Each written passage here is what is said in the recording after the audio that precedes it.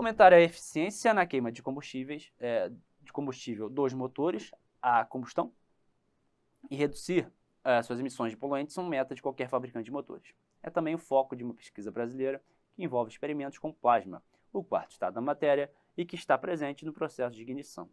A interação da faísca emitida pela vela de ignição com as moléculas de combustível gera o plasma, que provoca a explosão liberadora de energia, que por sua vez faz o motor funcionar.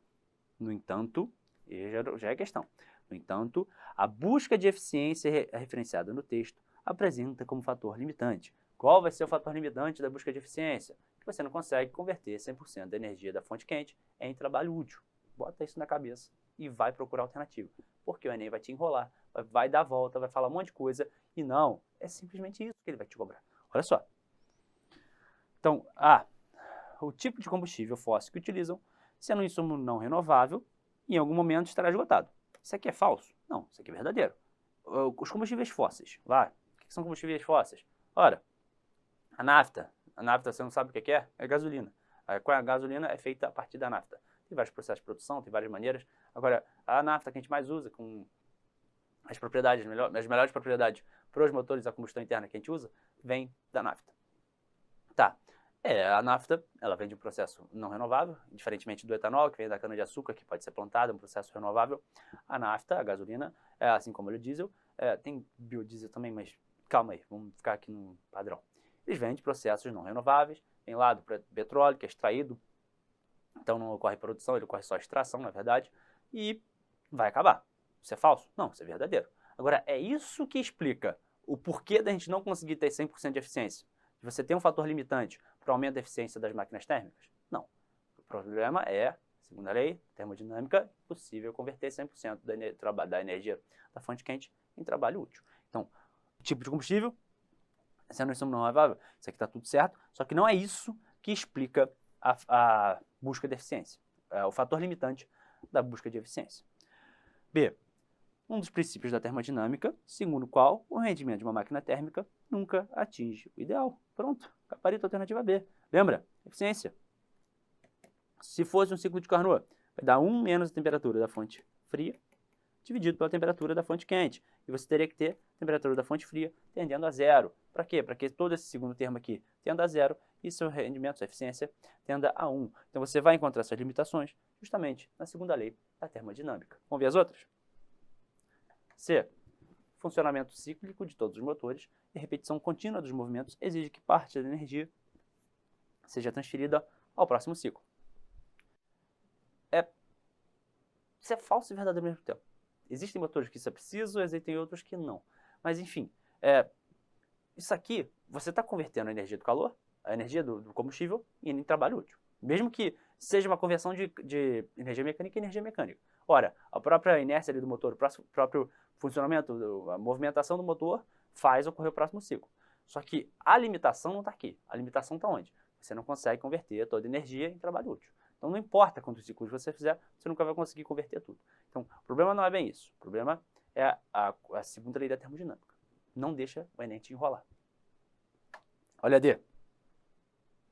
As forças de atrito é inevitável entre as peças. Sim, por mais que você use lubrificantes, use óleos, você vai ter atrito. Só que isso aqui, apesar de estar correto, isso aqui não é o fator limitante que ele buscou no texto. De novo, a mesma história. Então, as forças provocam desgastes contínuos que, com o tempo, levam qualquer material à fadiga e ruptura. Isso é falso? Não, isso é verdadeiro.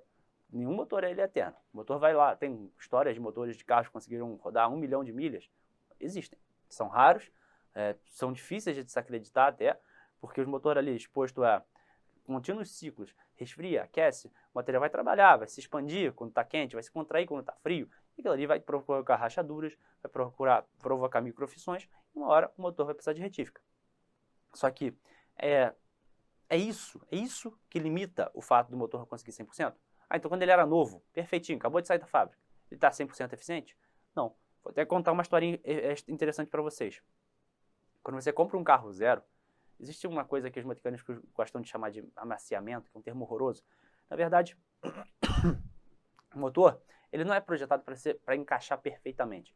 Quando o motor ele é zero, as peças ainda demoram um tempo até que elas se expandam, se contraem, para atingir os seus tamanhos, seus volumes ideais.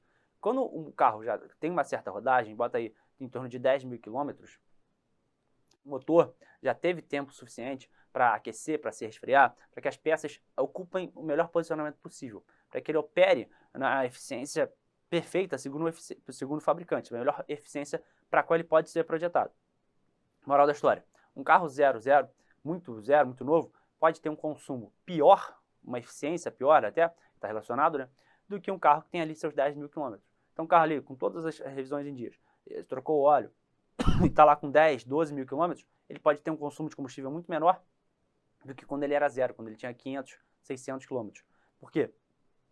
Porque as peças já tiveram tempo para se assentar, para ocupar o melhor espaço, e o motor já começou a trabalhar na máxima eficiência para a qual ele foi projetado. Depois, tem os desgastes das peças, tem as fricções, tem as rupturas, isso aí é inevitável, e a eficiência vai se degradando com o tempo de todo o conjunto mecânico do carro. As partes móveis não tem jeito, uma hora você vai ter que substituir, beleza?